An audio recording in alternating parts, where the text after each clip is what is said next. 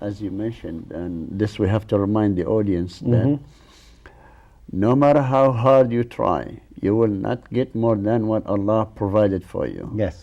And no matter how smart you think you can get from every resource, you're not going to get except the one Allah provided for you. Yes. So let me just bring one example, if you will. Go ahead. A lot of people, they turn to haram sources, haram ways, to forbidden ways,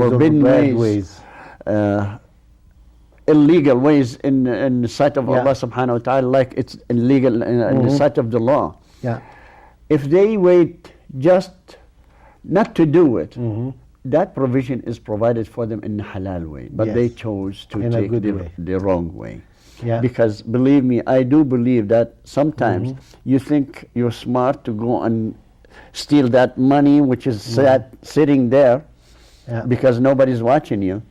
Well, Allah is watching. But when you take it, remember, Allah had the same amount of money in halal way, in the legal way for you. But you chose to take that one. And it's a very good advice.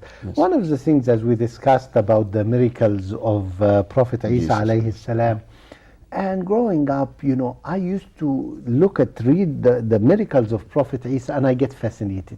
As you mentioned, he brings a clay alive. He brings the dead alive.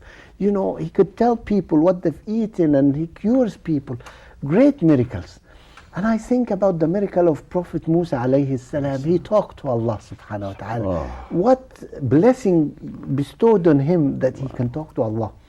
And then I look at our miracle of the Qur'an. And, you know, growing up, our scholars say, well, the miracle of the Qur'an is, it stayed 1400 years and hasn't changed. And yeah, it's a miracle, but how do you compare this with the other miracles, talking to Allah and bringing the dead alive? Well, till Allah subhanahu wa ta'ala guided me that the miracle of the Qur'an, it's not just that it lasted 1400 years without change. The miracle of the Qur'an is Allah subhanahu wa ta'ala talking to each and every one of us.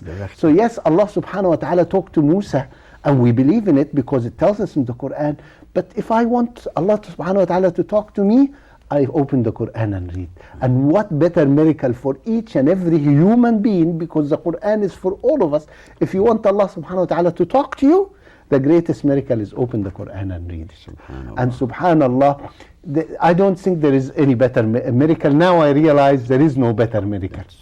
That's true. And you know, it's very important to stress that to young children, to stress that yes, there is great miracles for all the other messengers, but the miracles we have, we believe in the miracles of Prophet Isa and Musa because Allah subhanahu wa ta'ala tells us so, but our miracle is right in our hands, it's in our homes and everywhere, and we can read it and we can live it, and that makes it the greatest miracle. Subhanallah. Subhanallah. So, you know, this is a wonderful topic. There's so much to talk about, and there's so much of the life of Prophet Isa alayhi salam to share.